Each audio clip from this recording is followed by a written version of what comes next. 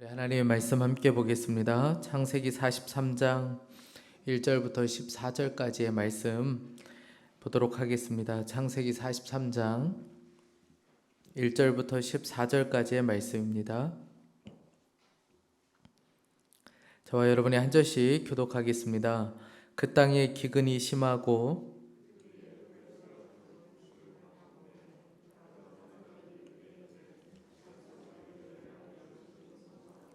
유다가 아버지에게 말하여 이르되 그 사람이 우리에게 엄히 경고하여 이르되 너희가 아우와 너희와 함께 오지 아니하면 너희가 내 얼굴을 보지 못하리라 하였으니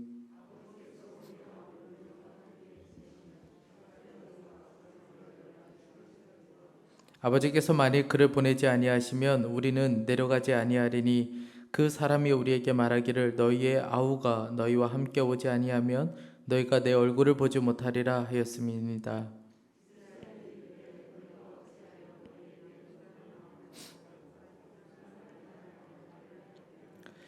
그들이 이르되 그 사람이 우리와 우리의 친족에 대하여 자세히 질문하여 이르기를 너희 아버지가 아직 살아계시냐 너희에게 아우가 있느냐 하기로 그 묻는 말에 따라 그에게 대답한 것이니 그가 너희의 아우를 데리고 내려오라 할 줄을 우리가 어찌 알았으리까.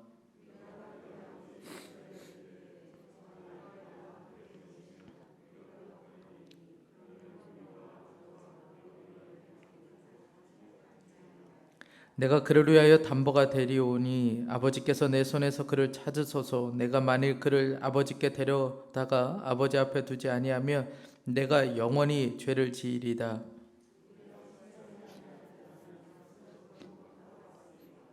그들의 아버지 이스라엘이 그들에게 이르되 그러할진대 이렇게 하라. 너희는 이 땅에 아름다운 소산을 그릇에 담아 가지고 내려가서 그 사람에게 예물로 드릴지니 곧 유향 조금과 꿀 조금과 향품과 모략과 유향나무 열매와 감복숭아니이다.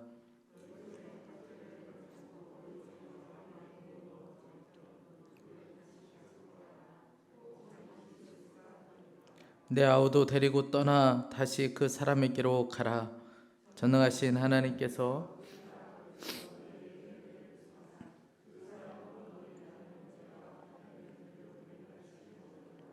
내가 자식을 잃게 되면 이르리오다. 아멘.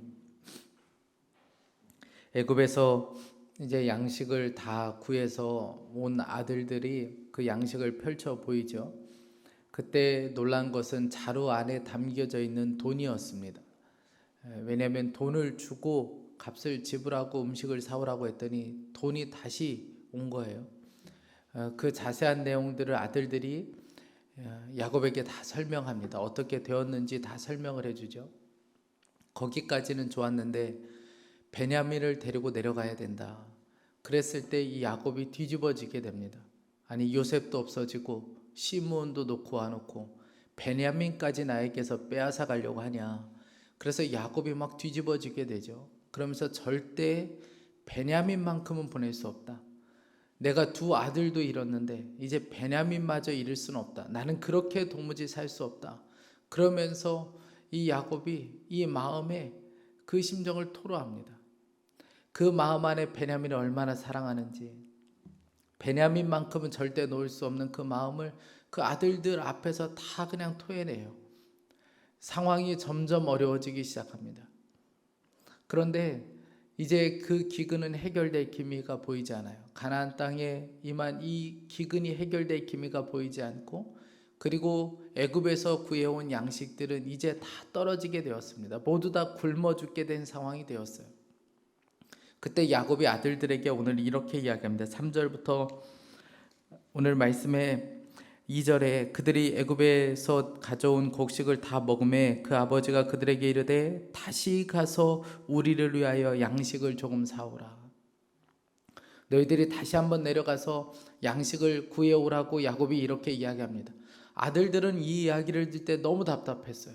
그래서 유다가 3절부터 5절까지 이렇게 이야기합니다. 유다가 아버지에게 말하여 이르되 그 사람이 우리에게 엄히 경고하여 이르되 너희 아우가 너희와 함께 오지 아니하면 너희가 내 얼굴을 보지 못하리라 하였으니 4절에 아버지께서 우리 아우를 우리와 함께 보내시면 우리가 내려가서 아버지를 위하여 양식을 사려니와 아버지께서 만일 그를 보내지 아니하시면 우리는 내려가지 아니하리라. 여러분 벌써 다녀와도 다녀왔을 겁니다. 아니 벌써 갔어야 됐어요. 양식은 떨어졌고 지금 시므온은 잡혀 있었기 때문에 벌써 내려갔어야 했습니다. 그런데 베냐민은 절대 보낼 수 없다는 이 야곱의 그 고집스러운 마음 때문에 일이 여기까지 오게 된 거예요. 양식은 떨어졌어요. 양식을 더 구해야 되는 상황이 되었습니다. 시므온도 찾아와야 돼요. 그런데 베냐민이 가지 않으면 시므온도 데려올 수도 없고 양식도 더 구할 수가 없는 상황이 되었습니다. 상황이 점점 이렇게까지 되어가면 야곱이 어떤 판단을 해야 했습니다. 여기서 결정을 내려야 하는 상황이 된 거죠. 그런데 그런 야곱이 참 철없게도 이렇게 이야기하는 것을 보게 됩니다. 6절 말씀에 이스라엘이 이르되 너희가 어찌하여 너희에게 또 다른 아우가 있다고 그 사람에게 말하여 나를 괴롭게 하였느냐. 여러분 이걸 지금 말이라고 하는 겁니까? 야곱이 지금 뭐라고 이야기하고 너희들이 왜 아우가 있다고 해서 일을 이 지경까지 만들어 놓았느냐. 그러면서 지금 아들들을 질책하고 있는 것이죠.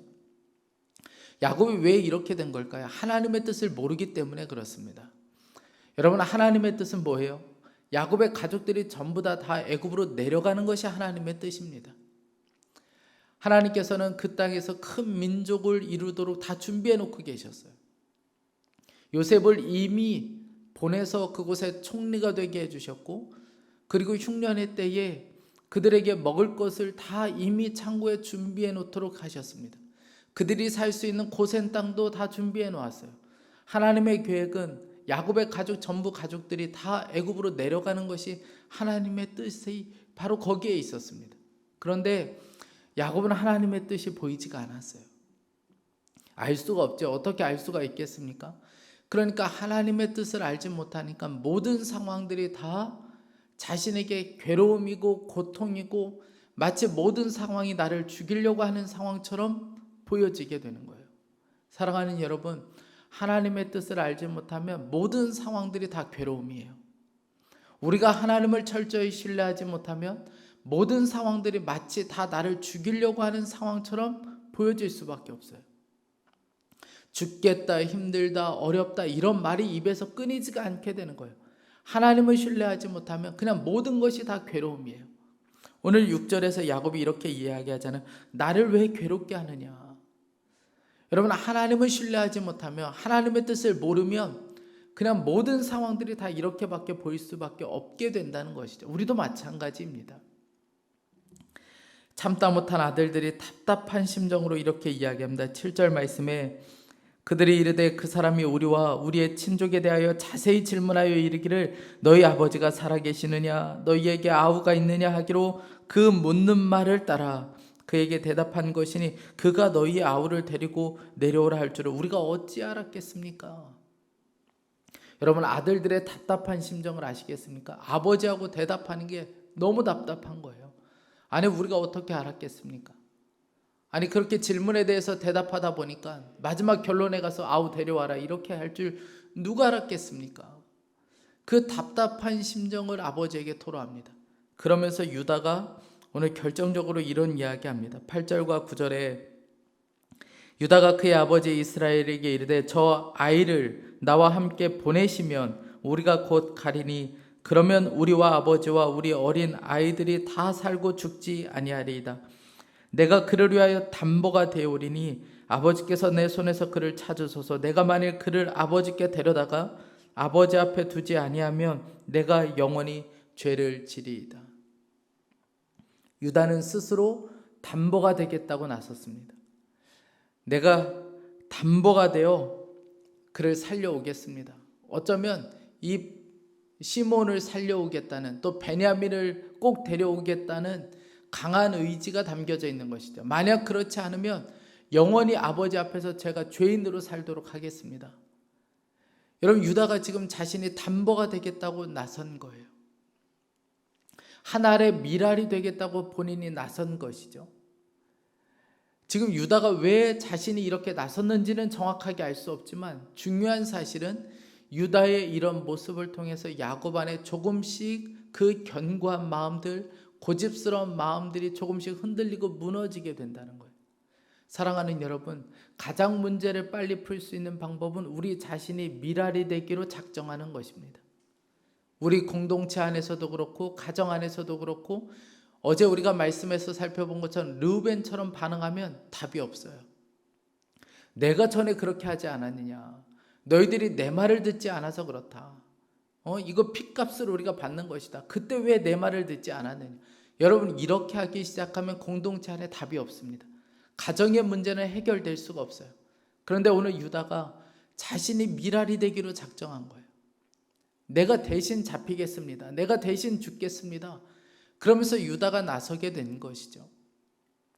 여러분, 우리 가정 안에서도 이렇게 되어야, 누군가 이렇게 나와줘야 사는 길이 열리기 시작하고, 이 나라도 마찬가지고 교회도 마찬가지입니다.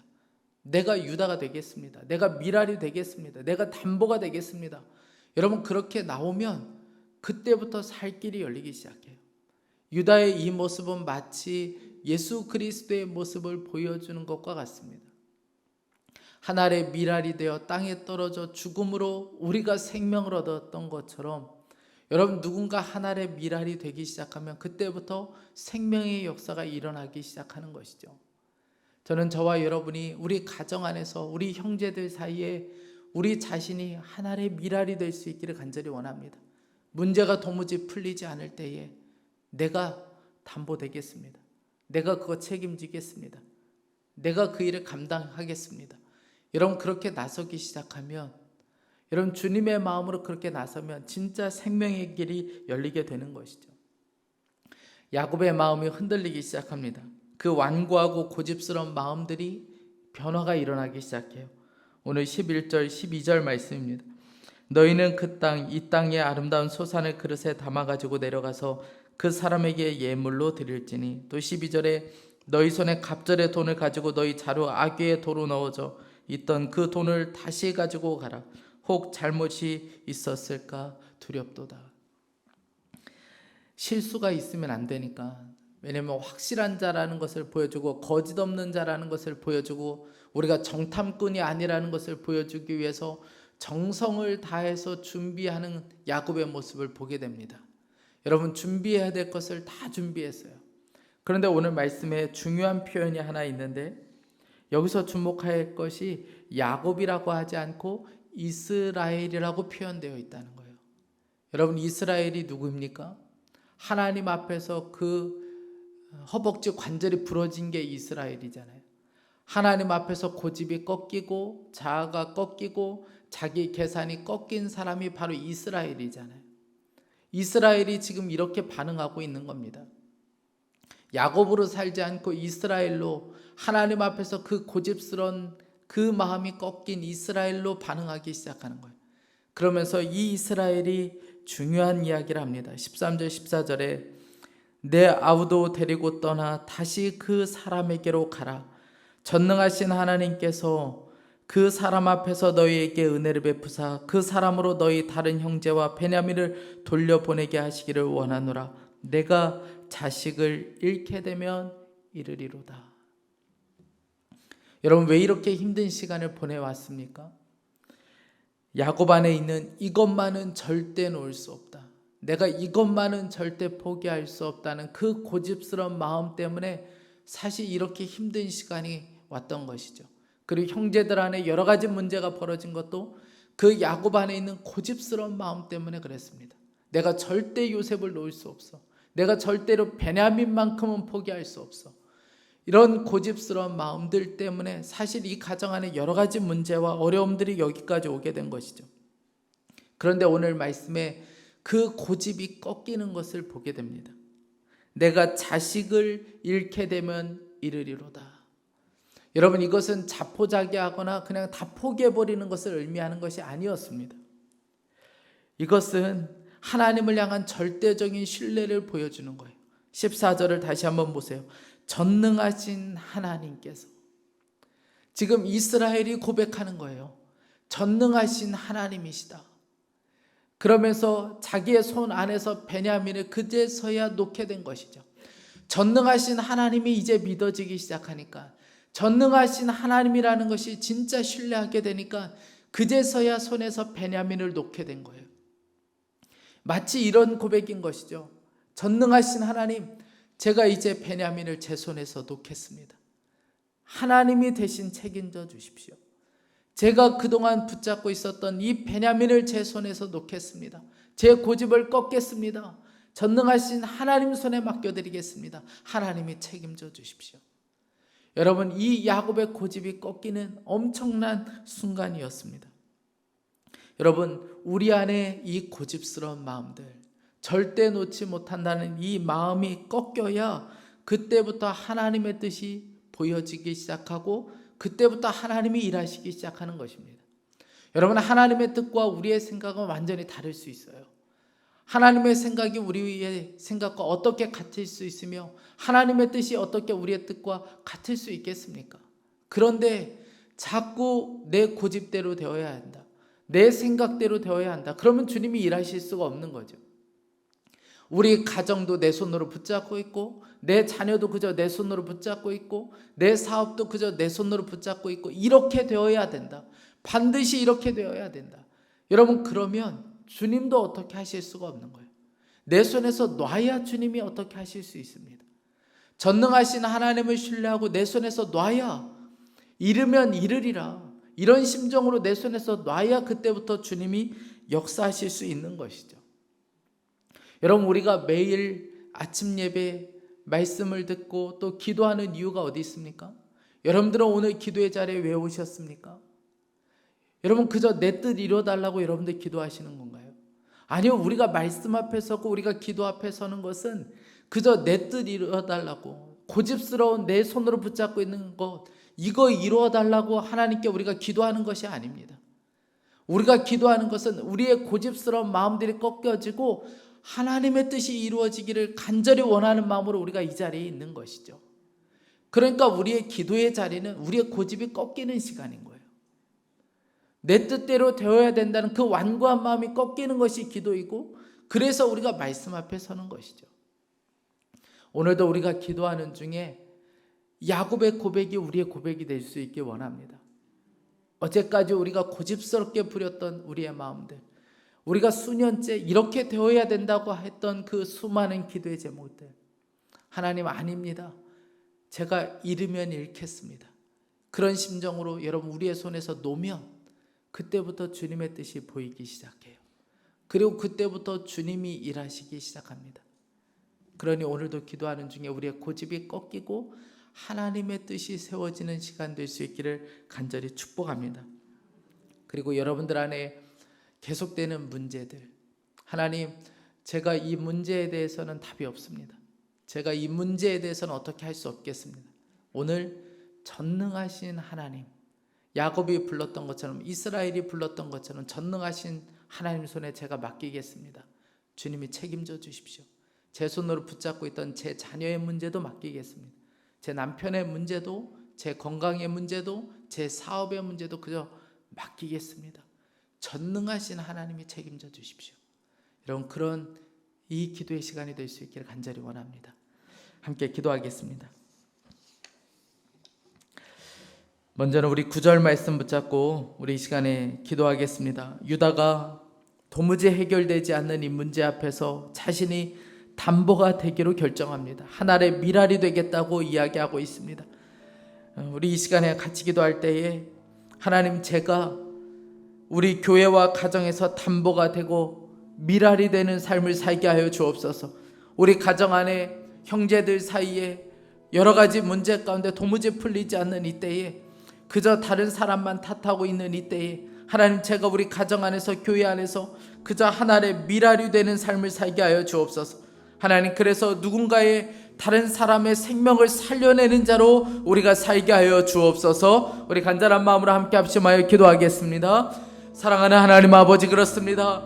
하나님, 유다의 이 모습이 바로 우리의 모습이 될 수 있게 하여 주옵소서. 하나님 아버지, 우리 안에 하나의 미랄이 되는 하나님 아버지 그 심정으로 살아갈 수 있게 하여 주시기를 간절히 소망합니다. 예수님께서 하나님 아버지 하나의 미랄이 되어 하나님 아버지 우리가 생명을 얻었던 것처럼 하나님 아버지 우리 역시 하나의 미랄이 되게 하여 주십시오. 하나님 우리 가정 안에서, 교회 안에서, 우리 직장 안에서 하나님 우리 자신의 하나님의 미랄이 되기를 작정할 수 있게 하여 주시고, 하나님 아버지 우리의 삶을 통하여 누군가 생명을 얻고 살아나는 역사가 있게 하여 주옵소서. 예수 그리스도의 마음을 가지고 사는 자 될 수 있게 하여 주시기 원합니다. 하나님 아버지 누구에게도 탓하지 않게 하여 주시고, 누구에게도 하나님 아버지 문제를 떠넘기지 않게 하여 주시고, 누군가에게 하나님 책임을 묻지 않게 하여 주시고, 우리 자신이 그저 하나님 미랄이 되는 삶을 살게 하여 주시고, 우리 자신이 하나님 아버지 하나님 앞에 하나님 미랄이 되는 삶을 살게 하여 주옵소서. 우리 가정 안에 미랄이 되겠습니다. 우리 가정을 살려주십시오. 하나님 아버지 나라의 미랄이 되겠습니다. 하나님 아버지 이 나라를 살려주시기를 간절히 소망합니다. 하나님 아버지 주님 은혜를 베풀어 주십시오. 하나님 아버지 주님께서 미랄의 삶으로 우리를 이끌어 주시고, 유다와 같이 하나님 아버지 작정하고 나갈 수 있도록 주님 은혜를 베풀어 주십시오. 하나님 주님 역사하여 주시길 원합니다. 우리 14절 말씀을 붙잡고 기도하겠습니다. 전능하신 하나님께서 그 사람 앞에서 너희에게 은혜를 베푸사 그 사람으로 너희 다른 형제와 베냐민을 돌려보내게 하시기를 원하노라. 내가 자식을 잃게 되면 이르리로다. 우리 이 시간에 전능하신 하나님 앞에 우리가 이렇게 같이 고백하며 기도하겠습니다. 하나님 앞에서 우리의 고집, 우리의 완고함이 꺾어질 수 있게 하여 주옵소서. 하나님 우리가 할 수 없음을 인정하고 주님 손에 우리의 모든 문제를 넘겨드리게 하여 주옵소서. 하나님 제가 잃으면 잃겠습니다. 하나님 아버지 제 고집대로 되지 않게 하여 주시고, 하나님의 뜻이 제 삶과 제 가정 가운데 이루어질 수 있게 하여 주옵소서. 우리 이 시간에 주여 한번 부르짖고 기도하겠습니다. 주여,